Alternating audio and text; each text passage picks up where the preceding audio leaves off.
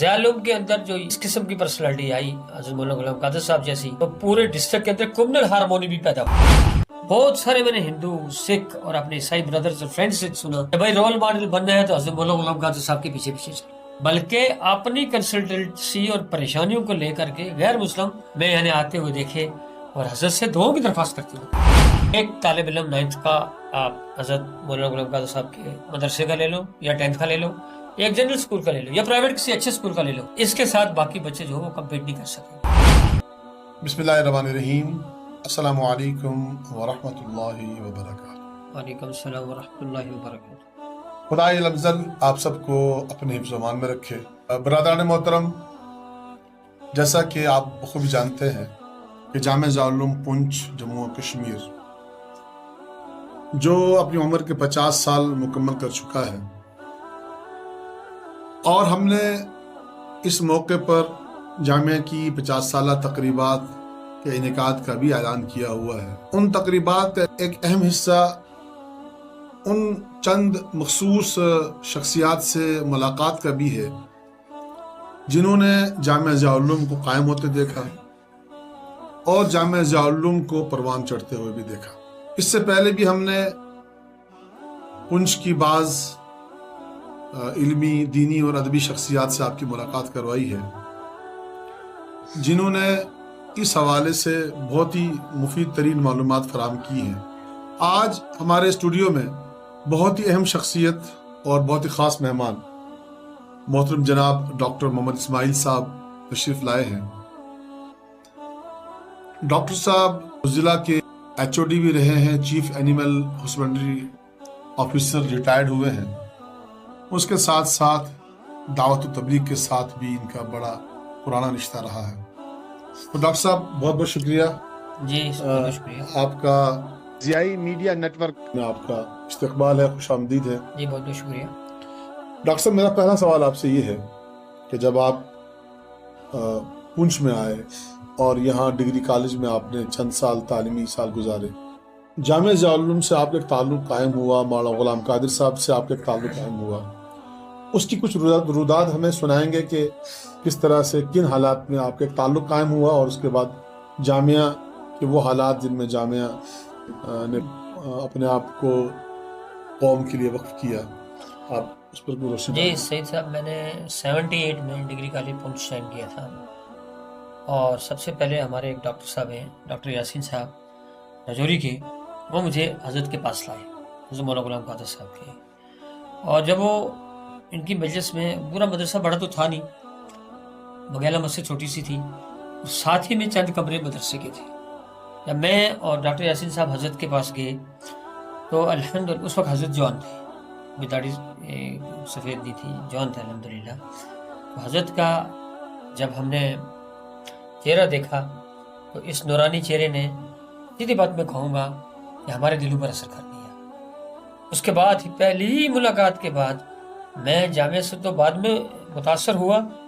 لیکن پہلی نظر میں حضرت مولانا غلام قادر صاحب سے متاثر ہو گیا کہ میں نے ایسی نورانی شخصیت پورے پونچھ میں کوئی دیکھی نہیں تھی۔ تو اس کے بعد میرا اور ڈاکٹر یاسین صاحب کا یہاں اکثر آنا جانا ہو گیا۔ ہم جمعے کی نماز یہاں آ کے پڑھنے لگے، پہلے وہیں مسجد کے اندر انشاءاللہ۔ مدرسہ بھی چھوٹا سا تھا، ساتھ ہی تھا، چند کمرے تھے، یہاں تو تھا نہیں اتنا بڑا مدرسہ، تو وہاں متاثر ہو گئے ہم۔ پھر اس کے بعد میری سلیکشن ہو گئی BBSc کے لیے، ڈاکٹر صاحب چلے گئے MBBS کے لیے، اور میں جب وہاں پٹنہ میں نے ڈاکٹری ڈگری کی تو وہاں الحمدللہ تبلیغ کا، توحید کا ماحول جب مجھے ملا، میں نے وہاں اپنی ڈگری کمپلیٹ کی۔ تو ہمارے ڈاکٹر یاسین صاحب میڈیکل کالج جموں میں پڑھتے تھے، ان کی ڈگری ابھی کمپلیٹ نہیں ہوئی تھی، تو میں ان کے پاس ٹھہرتا تھا۔ انہوں نے میری شکل صورت کو دیکھ کے کہا، یار آپ تو تبلیغی ہوگی۔ میں نے کہا ہاں الحمدللہ، میرا وقت تبلیغ میں لگ گیا، لیکن اس کی شکل بھی نورانی تھی، وہ بھی تبلیغ میں جا چکا تھا۔ انہوں نے کہا یار میں بھی تبلیغ کے ساتھ لگ گیا۔ بس اسٹینڈ کے اوپر مجھے ملا یاسین، میں یاسین صاحب ہی کے پاس میڈیکل کالج جموں میں ٹھہرنے کے لیے جا رہا تھا۔ تو انہوں نے میری شکل کو دیکھا، میں نے ان کی، تو ہم متاثر ہو گیا، ہماری شکلیں بدلی ہوئی تھی دعوت تبلیغ کی برکت سے۔ جب میں رات کو ڈاکٹر یاسین صاحب کے پاس ٹھہرا، میں نے کہا میں تو پٹنہ میں ایک ماحول کی وجہ سے بدلا، وہاں ماحول اچھا تھا، اب پونچھ جا کے میرا کیا ہوگا؟ تو وہاں ڈاکٹر صاحب نے مجھے کہا کہ آپ سیدھا ضیاء العلوم میں چلے جانا، حضرت مولانا غلام قادر صاحب خود بھی تبلیغ میں لگ چکے ہیں اور تبلیغ کا کام وہاں زوروں پر ہے۔ تو میں سیدھا آیا اور پہلے تو مجھے حضرت مولانا سے ملاقات نہیں ہوئی، مولانا سعید صاحب اڑائی والے سے ہوئی. اور جب میں نے ان سے ذکر کیا کہ میں ڈنگلا کا ہوں، میں ایسا ہوں، تبلیغ کے ساتھ لگ گیا ہوں، بہت خوش ہوا الحمدللہ. پھر حضرت نے 1-2 مہینے میری نوکری کو لگ گئے، نہیں لگی، ویٹ کرنا پڑا. تو 1-2 مہینے میں تقریباً ڈیلی حضرت کی مجلس میں آتا رہا، یا زور کی نماز عصر کی نماز پڑھ کے گھر جاتا رہا. تو وہ حضرت کی نیک نظر نے، آپ کی توجہ نے میری زندگی کو بدل دیا. جیسے آپ نے بتایا کہ مولانا صاحب کی ملاقات ہوئی اور زندگی میں تبدیلی آئی. خیر یہ تو ایک ذاتی معاملہ تھا، اور اللہ تبارک و تعالیٰ نے آپ کو دینی مزاج عطا کیا اور پھر دعوت و تبلیغ کے راستے میں بھی آپ لگ گئے. اب اس کے ساتھ ساتھ میرا سوال آپ سے یہ ہے کہ ڈاکٹر صاحب کہ آپ کا طالب علمانہ دور تھا، آپ ڈگری کالج کے طالب علم تھے، اور اس دور کا پنچ آپ کیا منظر کشی کریں گے تعلیمی اعتبار سے، سماجی اعتبار سے، کیونکہ بالکل ابتدائی دور تھا. ہاں جی جی. تو اس وقت کا پنچ، اور پنچ میں جو دینی حالات کس قسم کے تھے، لوگوں میں دینی شعور کس قسم کا تھا، یا تعلیمی شعور کس قسم کا تھا؟ اس وقت تو اگر ہم انگریزی میں موسٹ بیکورڈ کہیں پنچ کو تو یہ لفظ صحیح رہے گا. میں نہیں جانتا، مجھے لگتا ہے کہ پورے ڈسٹرکٹ پنچ میں کسی بھی گاؤں میں کوئی بھی حفظ قرآن ہو، تراویح میں قرآن سنانا، 10 دن میں قرآن کا ختم کرنا جو آج چل رہا ہے الحمدللہ ضیاء العلوم کی برکت سے، اس زمانے میں مجھے نہیں لگتا کہ پورے ڈسٹرکٹ میں کوئی گاؤں ایسا ہو جس میں باقاعدگی کے ساتھ مسجد میں تراویح بھی ہو اننترا والی. اس کی تو بات دوسری، قرآن کی تو بات دوسری. قرآن کے یاد کرنے کا کنسپٹ ہی نہیں تھا. الحمدللہ ضیاء العلوم آیا تو ایک گاؤں میں 10 حفاظ قرآن، 20 حفاظ قرآن بنے. اور پھر خالی حفاظ قرآن نہیں بنے، جس گاؤں میں ٹوٹی پھوٹی کچی ایک مسجد تھی جس میں کہیں کوئی بزرگ آدمی پرانا جا کر کے کسی وقت اذان دیتا تھا، کوئی ایک آدھ نماز پڑھ لیتا تھا. ہمارے محلے میں بھی ایسا ہی تھا. تو اللہ نے ان مساجد کو آباد کیا، پکا بنایا، نمازیوں کی تعداد بڑھ گئی، بلکہ مکاتب قائم ہو گئے. اس پورے محلے کے اندر کوئی آدمی نماز بھی نہیں پڑھتا تھا، اس محلے میں قرآن کے مکتب ضیاء العلوم کی برکت سے اللہ نے قائم کرائے. اسی محلے میں تشکیلیں ہوئی، لوگ 4 مہینے گئے. بڑے بڑے آفیسرز جو دنیاوی تعلیم میں اور دنیاوی افسری میں بڑے بڑے اپنے آپ کو کہلانے والے تھے، اللہ نے ان کو دین سے مانوس کیا، ان کو قرآن کی قدر آئی. اپنی پڑھائی، اپنی دنیاوی پڑھائی جو چند ٹکوں کے لیے ہوتی تھی وہ ان کو کچھ نہیں لگی، اور وہ اس طرف لگنے لگے، قرآن کے ساتھ وابستہ ہو گیا، اللہ کے ساتھ تعلق ہو گئے. تو الحمدللہ میں آپ کو یہ کہوں گا کہ جیسے صبح کا سورج چڑھ جاتا ہے، ضیاء العلوم کی مثال ہوئی ہے کہ سورج چڑھ گیا، روشنی آ گئی تو حق اور ناک نظر آنے لگا، سیدھا راستہ ٹیڑھا راستہ دونوں نظر آنے لگے. یہ تو میرے علاوہ بھی آپ کسی بندے سے بھی جس نے ضیاء العلوم کے قائم ہونے سے پہلے کا زمانہ دیکھا ہے پوچھیں گے، وہ بتائے گا کہ واقعہ ضیاء العلوم کو، ہمارے ایون غیر مسلم میرے فرینڈز جو ہیں، کہ ضیاء العلوم سے پہلے پنچ کے اندر پورا ہتھیار تھا. اور پھر الحمدللہ ضیاء العلوم کے اندر جو اس قسم کی پرسنالٹی آئی حضرت مولانا غلام قادر صاحب جیسی،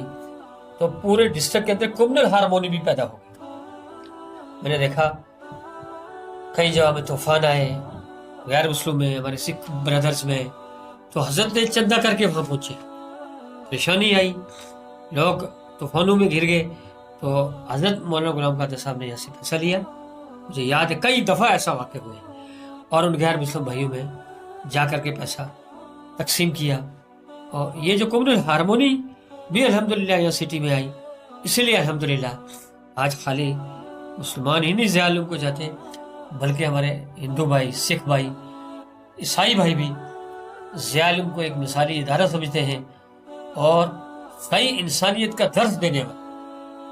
بہت سارے میں نے ہندو، سکھ اور اپنے عیسائی برادرز اور فرینڈ سے سنا کہ بھائی رول ماڈل بننا ہے تو حضرت مولانا غلام قادر صاحب کے پیچھے پیچھے چلو، بلکہ اپنی کنسلٹنسی اور پریشانیوں کو لے کر کے غیر مسلم میں یعنی آتے ہوئے دیکھے اور حضرت سے دعاؤں کی درخواست کرتے ہوئے دیکھے. الحمدللہ یہ اللہ کا بڑا فضل ہوا. یہ جیسے میں نے عرض کیا کہ یہ تو صبح کا ایک سورج ہے ضیاء العلوم، اور اس کے مین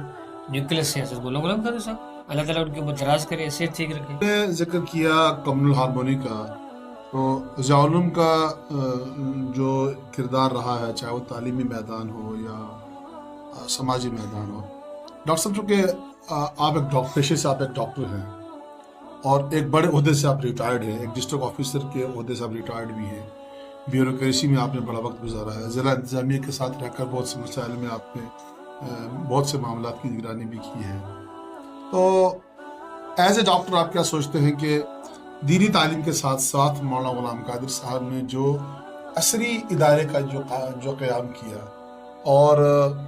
اس میں نہ صرف بچوں کے لیے بلکہ بچیوں کے لیے بھی عصری ادارہ قائم کیا، اور اسی طرح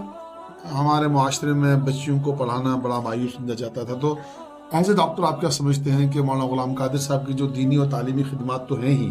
اور جامعہ ضیاء العلوم کا جو کردار ہے اس معاشرے میں یا راجوری کا جو خطہ ہمارا ہے اس میں جو خوشگوار تبدیلی آئی، تو ایز اے ڈاکٹر آپ کیا سمجھتے ہیں کہ جو جامعہ نے اسکول قائم کیا بچوں کے لیے، بچیوں کے لیے، پھر بچیوں کے لیے دینی اور دنیاوی تعلیم کا انتظام کیا، اس کو آپ کیسے دیکھیں؟ یہ تو اللہ کا فضل ہوا کہ اس سے پہلے جو ہے مدارس کو، مولانا کو لوگ ایک کٹر پنتھی سمجھتے تھے کہ یہ جو اسکول کے خلاف ہے، یہ پڑھائیوں کے خلاف ہے، تو حضرت مولانا غلام قادر صاحب نے جب ضیاء العلوم عربی کا تو قائم کیا ہی، لیکن جب اسکول قائم کیا، بچوں کا اسکول قائم کر دیا اور یہاں عصری تعلیم کا ماحول ہوا، تو یہ تو ایک شائننگ سٹار بن گیا، اور الحمدللہ پڑھائی کا معیار بھی مجھے لگتا ہے کہ دنیاوی پڑھائی کا جو میں کہہ رہا ہوں معیار ہے وہ باقی بڑے اسکولوں سے آگے گیا رہا۔ الحمدللہ آپ نے اس فیلڈ میں بھی بہت ترقی کی، بلکہ آپ ہی کے مدرسے کے بہت سارے لوگ میں نے اچھے اچھے عہدوں پر دیکھے آپ کی برکت سے، آپ کی دعاؤں سے، اور آج بھی الحمدللہ آج تو بہت الحمدللہ مدرسے نے ترقی کی ہے۔ ایک طالب علم 9th کا آپ حضرت مولانا غلام قادر صاحب کے مدرسے کا لے لو یا 10th کا لے لو، ایک جنرل اسکول کا لے لو یا پرائیویٹ کسی اچھے اسکول کا لے لو، تو مجھے امید ہے اللہ کی ذات سے اس کے ساتھ باقی بچے جو وہ کمپیٹ نہیں کر سکیں گے۔ اس کے بیسک کنسیپٹ کو اتنا اچھی طرح سے کلیئر کیا گیا، یا محنت اتنی گرائی گئی، باقی اسکولوں میں تو محنت ہوتی ہے وہ اتنی اسٹینڈرڈ کی نہیں ہوتی، جو بنیادی چیزیں یہاں سکھائی جاتی ہیں، اور بعض بچے وہ جن کا قیام بھی ہے دن رات وہ تو ٹاپرز ہیں الحمدللہ، اور اگر ڈسٹرکٹ لیول کا 9th کا 10th کا کمپٹیشن یا بڑی کلاسوں کا کمپٹیشن کرایا جائے تو مجھے اللہ کی ذات سے امید ہے کہ ہمارے بچے فرسٹ پوزیشن لیں ہی گے۔ ڈاکٹر صاحب یہ بتائیے کہ اب آپ چونکہ ریٹائر ہو چکے ہیں اور ایک لمبا عرصہ زندگی کا آپ نے دین و دنیا اور سماج کے ساتھ گزارا ہے،